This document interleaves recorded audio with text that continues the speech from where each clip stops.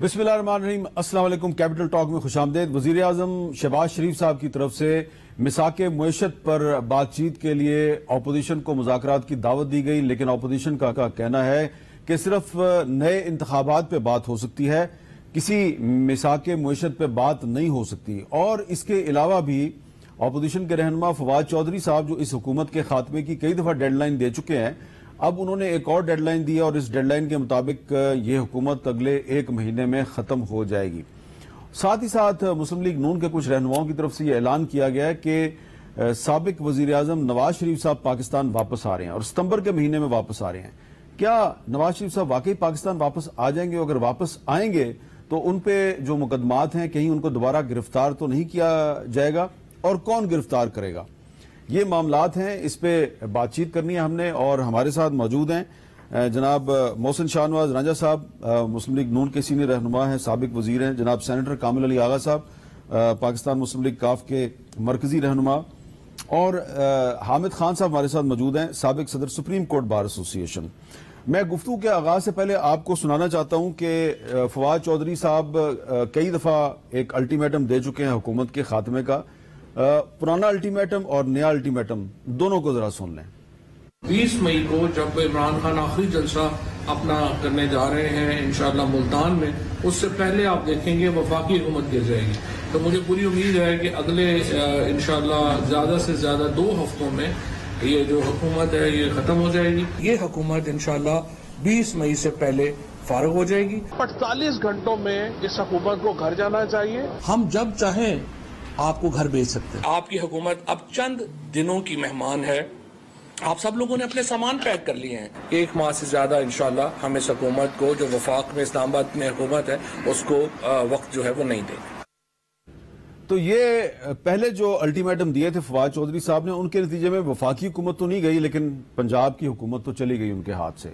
अब उन्होंने दोबारा 1 महीने का और अल्टीमेटम दे दिया है और साथ ही साथ वो कह रहे हैं कि अगर बात होगी तो सिर्फ नए इलेक्शन पे बात होगी। और मुस्लिम लीग नून जो है उसने नवाज शरीफ साहब की पाकिस्तान वापसी का ऐलान कर दिया है।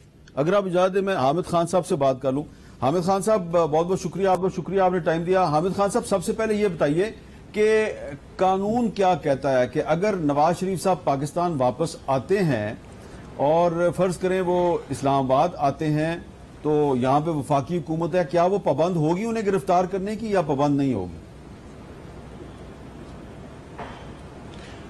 देखिए, गिरफ्तारी के लिए कोई पाबंदी नहीं होती, लेकिन यह है कि उन्हें उस अदालत को रुजू करना पड़ेगा जिस अदालत से उन्होंने बेल ली थी और उस बेल की बुनियाद पर मुल्क से बाहर गए थे। सबसे पहले उनको पहुंचने से पहले उस अदालत को रुजू करना पड़ेगा कि आया उस बेल में एक्सटेंशन उन्हें दी गई है, ये दी जा रही है कि नहीं। तो उसके बाद ही फिर अगर नहीं उनको बेल की एक्सटेंशन दी गई और वो बगैर बेल की एक्सटेंशन के आते हैं, तो फिर तो गिरफ्तार उन्हें किया जा सकता है। तो ये कानूनी तौर पे तो उन्हें यही कोशिश करनी चाहिए कि उनकी बेल को एक्सटेंड हो जाए ताकि वो आते ही गिरफ्तार ना हो। अच्छा, कामिल अली आगा साहब, फर्ज करें कि उनकी बेल को एक्सटेंशन नहीं मिलती, वो इस्लामाबाद पहुंच जाते हैं, या फर्ज करें वो लाहौर आते हैं, तो वहां पे तो अब पंजाब में आपकी हुकूमत है, तो आपका क्या मौकफ होगा, क्या करेंगे आप? कानून के मुताबिक कार्रवाई होगी। वो मफरूर हैं, वो इश्तिहारी हो चुके हैं और उनकी गिरफ्तारी जो है वो लाजमी है। वो तो हुकूमत पाकिस्तान भी पाबंद है, हुकूमत पंजाब नहीं। हुकूमत पाबंद है कि एक वो शख्स जो सजा याफ्ता है और एक आर्जी बेल के ऊपर बाहर गया, लेकिन उसके बाद वो वापस नहीं आया और वो मफरूरी की हालत में वहां पे मौजूद है, जब वापस आएगा गिरफ्तार होगा। मोहसिन शाहनवाज रांझा साहब, आप भी वजीर कानून रहे हैं, तो ये कानूनी पोजीशन हामिद खान साहब ने आपको बताई है, आगा साहब भी कानून को समझते हैं, क्या होगा? देखिए, बुनियादी बात जो उन्होंने की है हामिद खान साहब ने, इसके बीच में ऑप्शंस काफ़ी हैं, कानूनी ऑप्शन। आप राहदारी जमानत में, जिसको प्रोटेक्टिव बेल भी कहते हैं, राहदारी जमानत भी ली जा सकती है। आप उसके बीच में लेके फिर मुतलका अदालत जो है उसमें पेश हो सकते हैं आप, जो गिरफ्तारी, और फिर उसके बाद जो मुतलका अदालत है जिसने आप जहाँ पे मुकदमा चल रहा है वहाँ पर आप जमानत की दरख्वास्त जो है वही जो है उसी राहदारी के ऑर्डर के तहत वहाँ पे रजू करेंगे। फिर उस अदालत के ऊपर मुनसर है कि अदालत क्या फैसला करती है और अदालत के फैसले की रोशनी में फिर अगली जो कार्रवाई है वो अमल में लाई जाएगी। जो जावेद लतीफ़ साहब जिस तरह फरमा रहे हैं, मियाँ नवाज शरीफ साहब जो हैं या उनकी जो ये सूरत हाल जिस तरह बता रहे हैं कि पाकिस्तान बिल्कुल आ रहे हैं, और हम बिल्कुल मियाँ नवाज शरीफ साहब का पूरी पार्टी के कारकुनों की, और हम ये समझते हैं कि नवाज शरीफ के बगैर आइंदा इंतखाबात जो है वो शफाफ नहीं है। ये हमारा आइंदा इंतखाबात तो आप कहते हैं अगले साल होंगे, जब भी होंगे तो लेकिन जावेद लतीफ़ साहब ये भी साथ में कहते हैं कि हम उनको गिरफ्तार नहीं होने देंगे। देखिए, जावेद लतीफ़ साहब भी ये कह रहे हैं, उनका जो मैंने आपको कानूनी रास्ता बताया, इस रास्ते की रोशनी में वो ये बात कर रहे होंगे क्योंकि वो कानूनी शख्सियत जो है उनका ज़रा सियासी समाजी कारकुन ज़्यादा है वो, तो कानूनी रास्ता मैंने आपको बताया कि ये ऑप्शंस मौजूद हैं उनके पास और इस पे बात भी है। और नवाज शरीफ साहब वैसे भी अब कोई गिरफ्तारी के डर में नहीं है। नवाज शरीफ साहब ज़हनी तौर पर हर चीज़ के लिए तैयार होके आ रहे हैं। अच्छा, he is prepared for everything now. अच्छा हामिद खान साहब, अब आपको याद है कि जिस केस में नवाज शरीफ साहब को सुप्रीम कोर्ट ने डिस्क्वालीफाई किया था, वो उस केस का तो आपको बड़ी अच्छी तरह पता है। तो जो दफा, जिस आइन की दफा के तहत वो डिस्क्वालीफाई हुए थे 62(1)(f), आपको लग रहा है कि अब वही शिक इमरान खान साहब के खिलाफ भी इस्तेमाल हो सकती है? क्योंकि उन्होंने 13 अगस्त के जलसे में कहा कि जिस तरह नवाज शरीफ को डिस्क्वालीफाई किया गया उसी तरह मुझे भी डिस्क्वालीफाई करने की साजिश हो रही है। देखिए, ये उनका इम्प्रेशन है और बज़ाहिर बातों से ही नज़र आ रहा है कि उनको डिस्क्वालीफाई कराने की कोशिश हो रही है, ये की जाएगी, जिसका अंदेशे का उन्होंने इजहार किया है। मैं नहीं समझता ये मुनासिब होगा। मैं तो पिछली भी जो नवाज शरीफ साहब के बारे में जिस बुनियाद पर उन्होंने डिस्क्वालीफाई किया था उस पर मैं एग्री नहीं करता, क्योंकि लाइफ लॉन्ग डिस्क्वालिफिकेशन जो है ये मैं समझता हूँ कि सियासी और आइनी तौर पर मुनासिब नहीं होती। और मैं उम्मीद करूँगा कि अब पार्टीज़ को एक दूसरे को डिस्क्वालीफाई करने पर जोर नहीं देना चाहिए, बल्कि कोशिश करनी चाहिए कि पॉलिटिकल अकोमोडेशन की जाए एक दूसरे के साथ। आप कह रहे हैं कि पॉलिटिकल अकोमोडेशन की जाए, यानी कि एक दूसरे के साथ एक दूसरे को स्पेस दी जाए, बातचीत की जाए। लेकिन फवाद चौधरी साहब तो बातचीत के मुखालिफ हैं। वो कह रहे हैं अगर बातचीत होगी तो सिर्फ नए इलेक्शन पे होगी।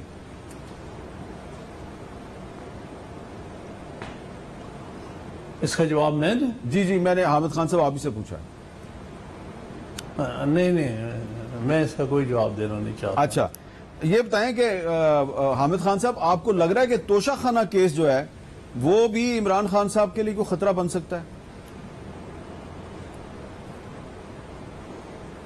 देखिए, खतरा तो कोई भी बन सकता होगा, लेकिन मेरे नज़दीक केस का इस नोयत का नहीं है जिससे डिस्क्वालिफिकेशन हो या कुछ हो।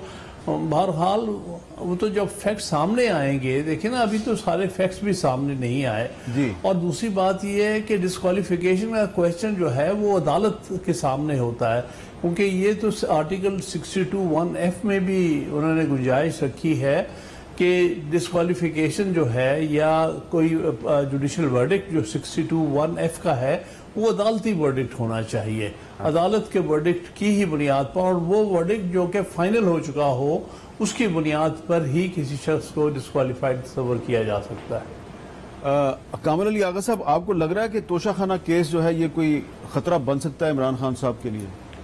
ये खतरा अगर इमरान खान साहब के लिए बन सकता है तो ये मियाँ नवाज शरीफ साहब के लिए बहुत बड़ा खतरा है। अच्छा, जरदारी साहब के लिए उससे भी बड़ा खतरा है। हाँ। क्योंकि ये तोशा खाना जो है जितना भारी मिकदार में और कीमती जो अगर आप कहें कि मालियती लिहाज से बड़ा जो फिर इसमें नुकसान अगर हुआ है कहीं तो वो उन दो शख्सियात की वजह से हुआ है। उन्होंने तो कॉन्टिन्यूसली हर बार ही इसको एंजॉय किया हुआ है ना।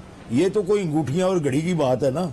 और इसमें मैं समझता हूँ कानून मौजूद है कि आप उसको खरीद सकते हैं। एक खास फिक्स अमाउंट होती है जो उसका तयन होता है, बाकायदा कमेटी है उसका तयन करती है। उसके बाद फिर वो आप उसको खरीदते हैं, उसकी पेमेंट करते हैं। तो वो सब कुछ क्लियर हो जाता है, कानूनी तौर पे होता है। उसके बाद आपकी मलकियत बन गई, आप उसको बेच लें, आप उसको रख लें, आप उसको अपने भाई को दे दें, अपने कजन को दे दें, किसी वर्कर को दे दें, ये आपकी मर्जी है। तो मोहसिन शाहनवाज रांझा साहब, आपने तो रेफरेंस फाइल कर दिया थ्रू स्पीकर कौमी असम्बली, तो उसमें आप कैसे साबित करेंगे? आगा साहब कह रहे हैं कि कानून मौजूद है, आप खरीद सकते हैं, कानून के मुताबिक खरीद सकते हैं आप। देखिए, जो हमारा बुनियादी सवाल है ना, वो ये है कि खरीद तो हर कोई सकता है, 20% जमा करा दे, 50% जमा करा दे। जो हमने रेफरेंस दायर किया ना, वो तो हमने इस पे किया कि उन्होंने झूठ बोला है। क्या झूठ बोला? इन्होंने झूठ ये बोला है कि तोशा खाना से इन्होंने जितने तहफ़ लिए हैं वो अपना जो इलेक्शन कमीशन का जो गोशवारा है उसमें जाहिर नहीं किए। हम इस केस को किस तरह देख रहे हैं? हम देख रहे हैं अब बहुत जल्द मुझे लग रहा है कि कौमी क्रिकेटर इमरान खान साहब भी साकिब निसार के फैसले से फैज़याब होने जा रहे हैं। बहुत जल्द मुझे नजर आ रहा है, कानून का तालिब इल्म होने की हैसियत से, कि नवाज शरीफ साहब के ऊपर केस क्या बनाया कि पनामा से कहानी शुरू हुई, पहले अरबों की करप्शन हुई, आती अकामा पे खत्म हुई, और अकामा में नवाज शरीफ ने अकामा जाहिर किया हुआ था। और अकामा में नवाज शरीफ को कहा जी आपने अकामा, उनका अकामा तो मैंने जाहिर किया। उन्होंने कहा नहीं, तनख्वाह जो लेनी थी वो तुमने अपने गोशवारे में नहीं ली। राजा साहब, वो आप पुरानी उसमें चले गए। अब ये मेरे सामने है, ये तोशाखाना केस में जो आपने जो फहरिस्त लगाई है, जो अशिया इमरान खान साहब पे इल्जाम है कि उन्होंने खरीदी और डिक्लेयर नहीं की।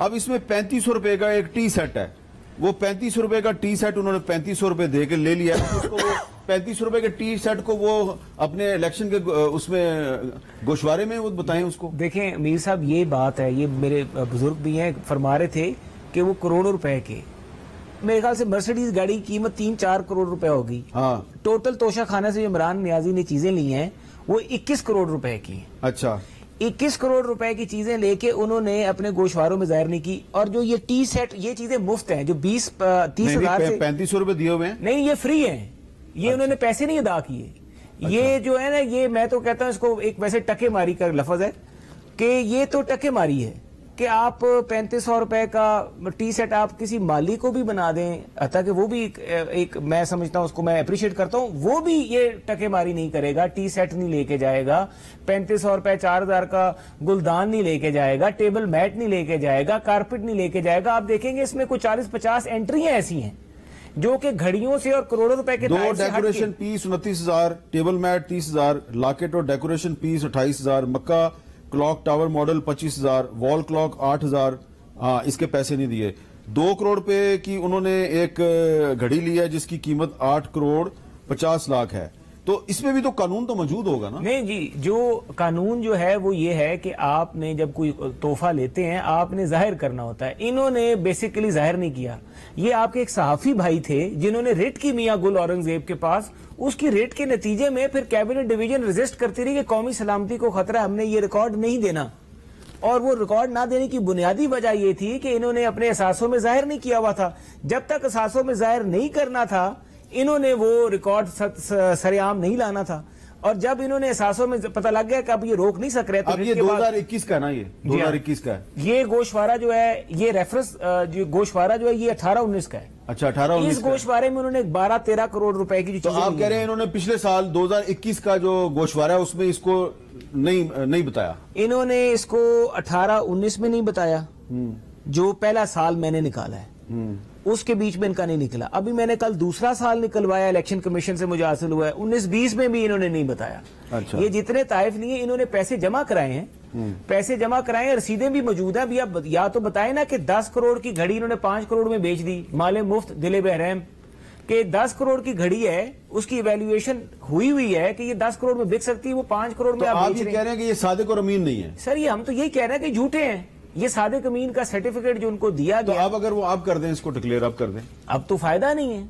नवाज शरीफ साहब ने तो अपने अकामा डिक्लेयर किया था। जो मैं ये तो कहता हूं साकिब निसार के फैसले से अब इमरान खान फैज़याब होने जा रहा है। अच्छा, अब हामिद खान साहब ये जो डिटेल बताई है इन्होंने मोहसिन शाहनवाज रांझा साहब ने, तो क्या इसकी रोशनी में आप समझते हैं कि 62(1)(f) लग सकती है इमरान खान साहब पे? मैं तो नहीं समझता कि ये लग सकती है, क्योंकि बहुत सारी चीज़ें होती हैं, एक आदमी मिस भी कर सकता है।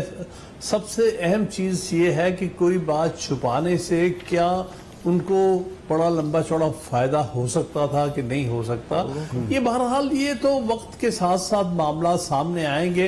मेरे नजदीक ये सब कुछ जो है ये सियासी इस्तेमाल के लिए हो रहा है, और ये जो कुछ भी ये फरमा रहे थे इसके पीछे तो सियासी जहन है कि किसी तरह से एक नेशनल लीडर को आप जो है वो डिस्क्वालीफाइड डिक्लेयर करके उसका फ़ायदा उठाएं। मैं समझता इससे किसी तरह भी मुल्क और कौम को फ़ायदा नहीं होने जा रहा, और मैं समझता हूँ इस पर इन्हें फिर से गौर करना चाहिए कि क्या इन मामलात को अदालतों में लेके जाना या उछालना किसी तरह भी कौमी मफाद में है या नहीं। अच्छा हामिद खान साहब, इसके लिए आप बड़ी एक रीजनेबल सी बात कर रहे हैं, इसके लिए कोई आप को थोड़ा सा सजेस्ट कर सकते हैं कि किस तरीके से ये जो पीपल्स पार्टी, मुस्लिम लीग नून और ये तमाम जमातें जो इस वक्त इमरान खान साहब को डिस्क्वालीफाई करवाना चाहती हैं, इनको आप समझा सकें कि ये जो आप कर रहे हैं ये अल्टीमेटली आपके नुकसान में है, बात फायदे में नहीं है, इनको क्या करना चाहिए? जी बिल्कुल सही है, मैं समझता हूँ। देखिए बहुत मेरे ख्याल में तो बहुत समझदार लोग हैं, ये सियासत में बहुत पहले से हैं, यानी पीपल्स पार्टी तो 50 साल से ज़्यादा हो चुके हैं सियासत में, और 40 साल से ज़्यादा जो है नवाज शरीफ और उनकी पार्टी के हो चुके हैं। तो उन मेच्योर लोग हैं, उन्हें पता है कि ये चीज़ें मुल्की मफादात में नहीं होती, क्योंकि बहरहाल जो लीडर है, जिसको लीडर वो होता है पार्टी का जिसको पार्टी लीडर मानती है। मिसाल के तौर पर अब नवाज शरीफ साहब का अब वो बेशक डिस्क्वालीफाई तो किए गए, लेकिन पार्टी लीडर तो अब भी हकीकतन वही है। तो सियासी हकीकतें जो है ना वो कभी अदालती फैसलों से नहीं बदलती। आज भी वही गाइडलाइंस देते हैं, आज उनसे गाइडलाइंस लेने सारी कैबिनेट पहुंच जाती है। ये क्या चीज शो करती है कि एक सियासी हकीकत है कि नवाज शरीफ साहब ही उसी पार्टी के जो है असली हेड हैं, उनके रहनुमा हैं। इसी तरह से आप डिस्क्वालीफाई कराएं ना कराएं, इमरान खान ने ही पीटीआई के जो है रहनुमा या हेड रहना है। तो उन सियासी हकीकतों को छुपाने का क्या फ़ायदा? सियासी हकीकतों को फेस करना चाहिए और मुल्क को आगे लेके जाना चाहिए, बजाय कि हम खाम खा इन चीज़ों में उलझ के रह जाएं और मुल्क का नुकसान कर लें। इसमें आगा साहब, मैंने आपसे एक दूसरी बात पूछनी है। जो जलसा हुआ लाहौर में हॉकी स्टेडियम में, उस जलसे में परवेज लाई साहब ने एक तकरीर की और उन्होंने बड़े मध्यम से अंदाज में बहुत बड़ी बड़ी बातें की हैं। तो एक जो बात है उनकी वो बड़ी अहम है, मैं चाह रहा हूं पहले वो मैं आपको सुनाऊं, फिर मैं आपसे सवाल करता हूं। शरीफों के लिए बुरी खबर सुना रहा हूं कि इमरान खान साहब और फौज के साथ बेहतरीन तल्लकात हैं और उन्होंने हमेशा साथ एक चले हैं और आइंदा भी चलेंगे। अच्छा, अब ये इमरान खान साहब जो हैं वो न्यूट्रल्स का नाम लेके तो फौज पे तनकीद करते रहे हैं, लेकिन ये इस जलसे में उन्होंने न्यूट्रल्स का जिक्र नहीं किया। और परवेज लाई साहब की तकरीर उनसे पहले थी, तो उन्होंने अपनी तरफ से एक ब्रेकिंग न्यूज दी है कि फौज के और इमरान खान साहब के तल्लकात ठीक हो गए हैं। इससे जो इमरान खान साहब का पिछला जो नैरेटिव था कि न्यूट्रल्स ने मेरे खिलाफ साजिश की है, तो वो चौधरी परवेज लाई साहब ने इमरान खान के बयानिए की नफी नहीं कर दी? नहीं, देखें ऐसे नहीं होता। आमिर मीर साहब, आपने भी मेरे हमने 20 बार पाकिस्तान की पॉलिटिक्स में ये देखा होगा कि हालात किसी नज पे चले जाते हैं, उसके बाद कुछ गलतफहमियां दूर होती हैं। और दूर होती हैं तो फिर मामला दुरुस्ती की तरफ चले जाते हैं, और जाने भी चाहिए। ये कोई कसम नहीं खाई होती है। और आप देख लें कि अब इस वक्त नून लीग और पीपल्स पार्टी किस तरीके से नज़दीक आए हुए हैं और अपने एक दूसरे के अलाई बने हुए हैं और हर दुख दर्द में शरीक हो रहे हैं। इससे पहले भी वो एक दफ़ा हुए थे, बच्चों को सांझे बच्चे करार दे दिया, फिर तल्लकात को बच्चों और पुश्तों तक आगे बढ़ाने की बात की, उसके बाद फिर एक दूसरे का पेट फाड़ना शुरू कर दिया, और उसके बाद ये सारी बातें होती रहती हैं। लेकिन इसमें यह है कि तब्दीलियां भी तो कुछ आ रही हैं ना। ठीक है। और चौधरी परवेज लाई साहब भी मैं समझता हूँ एक मुदल्लल आदमी हैं। उन्होंने कभी एस्टेब्लिशमेंट के साथ अपने तल्लकात बुरे से बुरे हालात में भी खराब नहीं किए, तो वो एक जरिया तो हैं और बन सकते हैं कि मजीद बेहतरी की तरफ जाए मामला। तो एस्टेब्लिशमेंट के बगैर हमारा तो कुलिया कायदा ये है। आपके कई प्रोग्रामों में मैंने बड़े शफाफ अल्फाज में ये कहा कि हम तो रियासत के साथ हैं, ठीक है। और वो उसके बाद वो फिर बड़ी स्टोरियां भी बनी इसके ऊपर, लेकिन हकीकत यही है। ठीक है। और मैं समझता हूं कि हर किसी को अल्टीमेटली रियासत के साथ चलना पड़ता है और चलना चाहिए। रियासत से दूरी जो है वो मुल्क और कौम के मुफाद में नहीं है और ना हो सकती है। हाँ, तस्हीह किसी वक्त भी हो सकती है, और कोई अगर मैं गलत हूं तो मेरी तस्हीह आप कर सकते हैं। आप अगर कोई गलत लाइन पे चल पड़े हैं तो मेरा हक है कि मैं अहमद मीर साहब को कहूं कि अहमद मीर साहब इतने पुराने तल्लुकात हैं, मुझे तकलीफ हो रही है, तो समझ आ गई नहीं ऐसे कर लें। आपको समझ आ गई कि परवेज लाई साहब जो हैं उन्होंने इमरान खान साहब के मामला ठीक कर दिए हैं फौज के साथ। देखिए, मैं परवेज इलाही साहब पुराने सियासतदान हैं और उन्होंने, मैं समझता ये हूं कि जब लाहौर में जलसा तय हुआ होगा तो उन्होंने खान साहब से पहले एक बात क्लियर की होगी कि अब मैं वजीर आला हूं पंजाब में, आपने इस जलसे में फौज के खिलाफ बात नहीं करनी। जो मुझे जितना परवेज इलाही साहब की सियासत का या उनका पता है, तजर्बाकार आदमी है, उन्होंने ये बात क्लियर कराई होनी है, क्योंकि इस पॉइंट के ऊपर वो आपको पता है वो बार बार ये बात भी कर चुके हैं कि हमारा और उनका मौकफ जो है मुख्तलिफ है, नैरेटिव मुख्तलिफ है, हम अदारों के खिलाफ नहीं जा सकते, आप अदारों के खिलाफ शहबाज गिल और इन चीजों पे वो उनका मुख्तलिफ पॉइंट ऑफ व्यू है, इनका बिल्कुल मुख्तलिफ है। इन्होंने अपनी बात मनवाई है उससे। अब दूसरी बात यह कि जब खान साहब अपने नैरेटिव से पीछे हटे, बयानिए से पीछे हटे, उन्होंने तो अपना काम ठीक रखा, उन्होंने अपना पंजाब किया था। अब खान साहब बाहर क्या बताएंगे लोगों को, ये सवाल उठता है कि बयानिया बदल गया है। तकरीर में तो उन्होंने न्यूट्रल्स का जिक्र नहीं किया, लेकिन आज उन्होंने पंजाब के एक आला सरकारी अफसर जिनका ताल्लुक होम डिपार्टमेंट के साथ है, उसके साथ कुछ बातें की हैं और वहां पे कुछ लोग और भी मौजूद थे, तो उससे तो लग रहा है कि अभी मामला जो है वो इतना ठीक नहीं हुआ। शहबाज गिल साहब के मामले भी कुछ बातचीत हुई है। मजीद गुफ्तगू करते हैं एक वक्फे के बाद।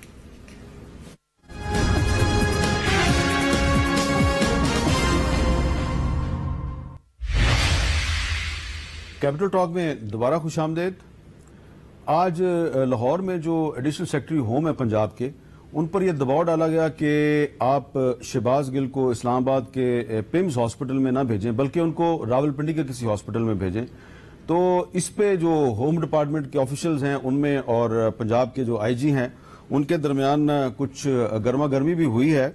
और ये जो आईजी प्रिजन पंजाब हैं, डीआईजी प्रिजन पंजाब हैं और अडयाला जेल के जो सुपरिटेंडेंट हैं, उन पर भी काफी दबाव डाला जा रहा है शहबाज गिल के मामले पे।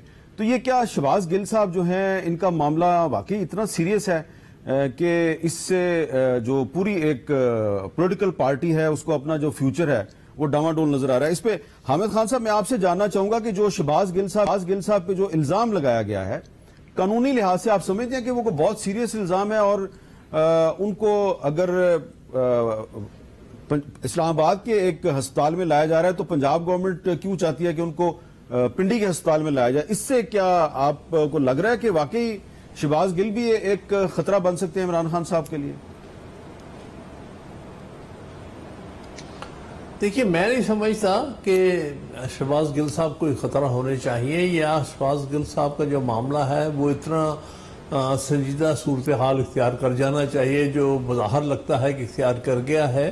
बहरहाल उन्होंने कोई बात कही है, उसके बारे में मुकदमा अगर बना है तो फिर उसका जो नॉर्मल ट्रायल होता है और जो इन्वेस्टिगेशन है वो करें। लेकिन इस बात को जिस अंदाज से दोनों गवर्नमेंट्स जो हैं वो डील कर रही हैं, उसकी जो अहमियत है उसको उसके तमाम प्रपोर्शन से बढ़ा के पेश किया जा रहा है और गैर ज़रूरी तौर पर उस पर तवानाई खर्च हो रही है। एक आम सा केस है जिसमें उन्होंने कहा है कि उन्होंने कोई इश्तिगाल अंगेजी की कोशिश की है और तो उसका केस आप करें नॉर्मल कोर्स में जैसे केस होता है, और इसी तरह से अदालतें उसके साथ उसी तरह डील करेंगी।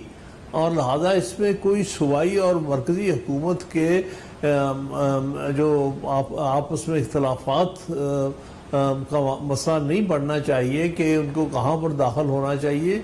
जहाँ भी वो कंफर्टेबल हो वहाँ दाखिल कर दिया जाए। मसला तो ये है कि अगर वाकई ही उनको अस्पताल में दाखिल करना ज़रूरी है उनकी सेहत के को सामने रखते हुए और उनकी सेहत की बेहतरी के लिए, तो उनकी ख्वाहिशात को सामने रखना चाहिए कि वो कहाँ पर समझते हैं कि अच्छा हामिद खान साहब, ख्याल रखा जाए। ये इसमें ये तो कोई इशू नहीं आता कि ये फेडरल गवर्नमेंट के प्रिजनर हैं, ये वफाकी हुकूमत के कैदी हैं, तो उनको वफाकी हुकूमत ही की मर्जी से किसी वफाकी हुकूमत के जेर इंतजाम अस्पताल में भेजना चाहिए?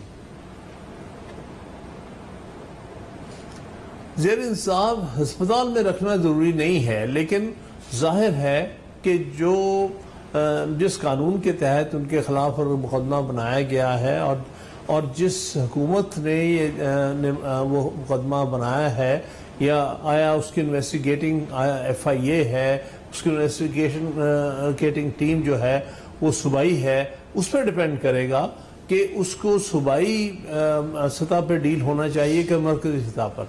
फिर उनकी जो अमल दखल होगा उस इन्वेस्टिगेटिंग एजेंसी का अमल दखल हो सकता है कि वो मरकजी है या सूबाई है। तो मेरे ख्याल में इतना बड़ा इशू नहीं है जितना बड़ा इसको बाहर बना दिया गया है। इसकी बुनियादी वजह तो जो सियासी उसकी फॉल आउट है या उसकी रेपरकशंस है वो नजर आ रही। कामल अली आगा साहब, जब इमरान खान साहब वजीर आजम थे तो उस वक्त तो पंजाब में बुज़दार साहब की हुकूमत थी, तो वो इस तरह IG Punjab, chief secretary Punjab साहब के साथ फ्रीली इंटरेक्शन करते थे। अभी भी परवेज लाई साहब उनको वैसा ही प्रोटोकॉल दे रहे हैं। आपको नहीं लगता कि अगर वो बराह रास्त पंजाब के ब्यूरोक्रेट्स को फोन वगैरह करेंगे तो इससे परवेज लाई साहब के लिए प्रॉब्लम्स पैदा हो सकते हैं? एक तो मैं हामिद मीर साहब, जो पहले आप इशू डिस्कस कर रहे हैं उसमें मैं अर्ज कर दूं जी, मेरे भाई भी हैं और मेरे लिए काबिल एहतराम हैं हामिद खान साहब। मैं चूंकि फौजदारी वकील हूं, अच्छा, और मैं इन चीज़ों को ज़रा और तरीके से देखता हूं। ये मामला जब जेल में बंदा चला जाता है तो ये जेल मैनुअल का मसला होता है। अच्छा, ये हुकूमतों का मसला नहीं है। गुड, कि ये किस जगह पे केस है और कौन तफ्तीशी है, ये मसला नहीं है।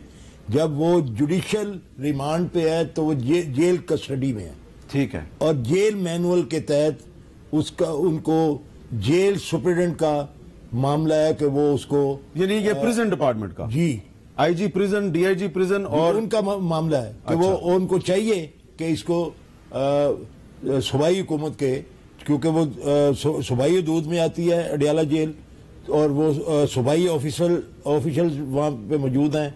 उनको रूटीन के मुताबिक रावलपिंडी जो करीब तरीन उसके, या मैं समझता हूँ अडियाला है ही रावलपिंडी में, तो उसमें जो अच्छा हॉस्पिटल है उसके अंदर उनको भिजवाना चाहिए। ये है तरीके की बात, ठीक है, और ये है कानून की बात। जो तरीकाकार कानून के अंदर वजह है उसकी बात है। बाकी अगर ये अपने तौर पे इस्लामाबाद पुलिस ये इंटरफेयर करे और अपनी मर्जी उसके अंदर तफ्तीशी अफसर ये कहे कि नहीं इसको उधर नहीं उधर, या इलाज के लिए लेके जाना है, तफ्तीश के लिए नहीं लेके जाना। बिल्कुल ठीक है। अगर तफ्तीश उन्होंने करनी है किसी वक्त तो वो जेल कस्टडी के अंदर विदाउट परमिशन नहीं कर सकते। लेकिन अगर एडिशनल सेक्रेटरी होम पंजाब को ये कहा जाए कि तुम मिस्टर X से ऑर्डर ले रहे हो, तो इससे तो जो परवेज लाई साहब ने जो बात की है वो उसकी नफी हो रही है। लेकिन ये एतराज तो यकीनन बनता है, यकीनन बनता है, और पार्टी लीडर अगर इसके अंदर कोई अपनी राय देता है और अपने तौर पे कोई बात करता है तो कि ये इखलाकी तौर पे और कानूनी तौर पे कोई वो गलत नहीं है, और ये आपस की एतमाद की बात हो सकती है इमरान खान साहब की और चौधरी परवेज लाई साहब की, इसमें किसी को मोतरद नहीं होना चाहिए। बिल्कुल ठीक है। मोहसिन शाहनवाज रांझा साहब को इतना ज्यादा सीरियस नहीं बना दिया शहबाज गिल के केस को कि उस पर वफाकी हुकूमत और सूबाई हुकूमत जो है वो इस बात पे लड़ रहे हैं कि इसको कौन से अस्पताल में भेजा जाए, पेम्स में भेजा जाए या पिंडी के अस्पताल में भेजा जाए। बड़ी मैं आपको दिलचस्प सूरत-ए-हाल बताता हूँ कि जब नैब लोगों को पकड़ती थी और पीपल्स पार्टी वालों की बड़ी कोशिश होती थी कि हमारे केसेस ट्रांसफर हो जाएं सिंध में, अब इसको उसी से कंपेयर करें तो इमरान न्याजी साहब जो थे ये कोशिश करते थे कि ये सिंध में नहीं ट्रांसफर होंगे, ये इधर ही रहेंगे ताकि वफाकी हुकूमत के ही दायरा कार में रहें। तो अगर इमरान न्याजी साहब ये चीजें भूल गए जो सब कुछ करते रहे नहीं, लेकिन कानूनी बात है ना। देखिए वो उन्होंने कहा आप भी वकील हो, आप भी वकील हो, मैं कोई पॉलिटिकल बात नहीं कर रहा। इसके अंदर मैंने वो बात की है जो मैं देखें मेरे 40 साल क्रिमिनल लॉ प्रैक्टिस में गुजरे हैं, तो मैं एक ऐसे चैम्बर से तल्लुक रखता हूं जो पाकिस्तान के अंदर अथॉरिटी है, अथॉरिटी है। ख्वाजा सुल्तान अहमद साहब मेरे उस्ताद मोहतरम थे, मैंने 18 साल उनके साथ लगाए हैं। हमारे जिनके बारे में मशहूर था कि वो कत्ल का मुलजिम मेरा हाकिर वाले ख्वाजा हारिस साहब के वालिद थे। जी हाँ, ख्वाजा हारिस के वालिद, और अल्हम्दुलिल्लाह ख्वाजा अरस ने मेरे साथ काम किया, बड़े काबिल। अच्छा, ख्वाजा अरस साहब ने आपके साथ काम मेरे किया? साथ काम किया, इसलिए वो इतने काबिल। मैं उनके नहीं वो शायद ये मेरे भी वकील रहे हो, उनको शायद याद ना हो। काबिल शख्सियत है और बहुत ज़हीन। ये बड़े मेहनती आदमी है, बहुत मेहनती आदमी। बहुत। एक यहाँ मौसीकी से बड़ी दिलचस्पी। एक वक्फा ले रहे हैं जी, वक्फे के बाद दोबारा मिलते हैं। वो तो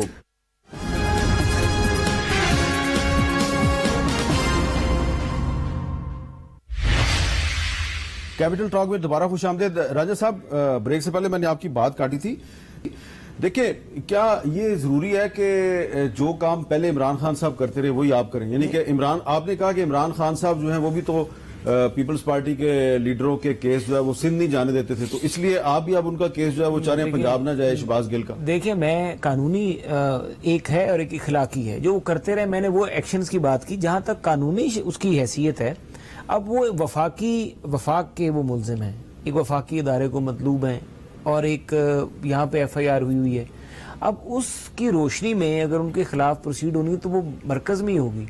अगर वो होते पंजाब के मुल्जिम किसी थाने के या किसी इदारे के या किसी एजेंसी के, तो फिर तो पंजाब में बात में वजन है। और क्योंकि इस्लामाबाद में मेरे ख्याल से इसके ऊपर थोड़ी सी तहकीक भी कर लें, शायद आपके पास अभी आप बता भी रहे थे कुछ आपके दोस्तों से आपका नहीं, मुझे शख्सियत पे भी बात हुई है। जनरल इस्लामाबाद जो हैं जहांगीर जदून साहब, उन्होंने कहा कि क्योंकि उनके खिलाफ मुकदमा इस्लामाबाद पुलिस का है तो इसलिए उस पर जुरिस्डिक्शन भी इस्लामाबाद। यही मैं भी गुजारिश कर रहा हूँ। इनकी अपनी राय हो सकती है, सीनियर आदमी है, लेकिन हमारी यही राय है कि वो यहाँ पर हैं, यहीं पे रहेंगे। लेकिन जो हमारे कौमी रहनुमा हैं, उन्हें बेशक आपकी पार्टी के हों, पीपल्स पार्टी के हों, PTI के हों, उनको इस तरह सूबाई मामला में मुदाखलत नहीं करनी चाहिए। देखिए, यकीनी तौर पर नहीं करनी चाहिए। मैं आपको बड़ी एक बताता हूँ कि नवाज शरीफ साहब ने जो भी काम करना होता है या कोई भी बात होती है तो वो अपनी पार्टी से, जो हमारे जिनकी अहम जिम्मेदारी है, शहबाज शरीफ साहब या जो भी है, वो उन्हीं से बात होती है। वो कभी भी ये नहीं होगा कि डायरेक्टली फोन उठाएंगे और सेक्रेटरी टू PM को कहेंगे या डायरेक्टली चीफ सेक्रेटरी को कहेंगे, डायरेक्टली IG को फोन करेंगे। नेवर। ये तो राजा साहब किसके सामने कह रहे हैं? नहीं, अब नहीं। अच्छा, नवाज शरीफ साहब वजीर आजम और चीफ सेक्रेटरी को डायरेक्ट टेलीफोन करते थे, मैं अभी की बात कर रहा हूं, और हदायत जारी करते थे, IG को करते थे। और उस वक्त तो राइट, कोई भी करते थे। उस वक्त तो राइट है ना। हामिद खान साहब, बात कर रहा हूं। हामिद खान साहब, मैं आपसे कानूनी बात ही करना चाहता हूँ। आइन क्या कहता है कि ख्वाह नवाज शरीफ साहब हों या आसिफ जरदारी साहब हों या इमरान खान साहब हों, जरदारी साहब जो हैं वो सिंध के इसी तरह अफसरान को फोन करते होंगे, नवाज शरीफ साहब जो हैं वो भी करते थे पंजाब के अफसरान को, आजकल इमरान खान साहब कर रहे हैं। तो क्या कानून और आइन क्या कहता है कि इस तरह अगर आपका ताल्लुक सूबे के एडमिनिस्ट्रेशन से नहीं है तो आप डायरेक्ट IG को फोन करके कह सकते हैं कि भाई आप ये शहबाज गिल को इस्लामाबाद नहीं पिंडी के अस्पताल में भेजें? देखिए, वैसे कानूनी तौर पर नामुनासिब है, क्योंकि कानूनी तौर पर सूबे जो हैं वो ऑटोनमस हैं और सूबाई हुकूमतें भी ऑटोनमस हैं अपने फेयर्स में। इसलिए मरकजी हुकूमत को जो उनके आपस के रिलेशंस हैं आइन के तहत वो तो होने चाहिए, उनके आपस में इंटरेक्शन होना चाहिए। लेकिन इस तरह से मदाखलत सूबाई मामलात में मरकजी हुकूमत की नहीं होनी चाहिए और सूबों की जो खुद मुख्तारी है आइन के तहत जितनी दी हुई है उसकी इज्जत करनी चाहिए। ये आपने एक बड़ी अहम बात की, आप इसे इत्तेफाक करेंगे आगा साहब? जी, जो हामिद खान साहब फरमा रहे हैं वो ये फरमा रहे हैं कि वफाकी हुकूमत को सूबाई हुकूमत के मामलात में दखल अंदाजी नहीं करनी चाहिए। बहुत बहुत शुक्रिया। वक्त खत्म हो गया। मैं सिर्फ ये कहूंगा कि इमरान खान का तो फिर आइन में कोई रोल ही नहीं है कि वो करें। बहुत शुक्रिया रंजा साहब, कामरुल